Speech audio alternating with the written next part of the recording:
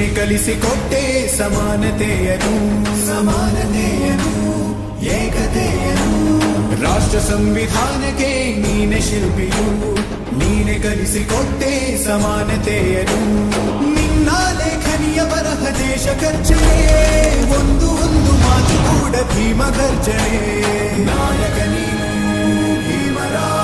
ಮಹಾನಾಯಕ ನೀನು ಭೀಮರ ನಾಯಕ ನೀನು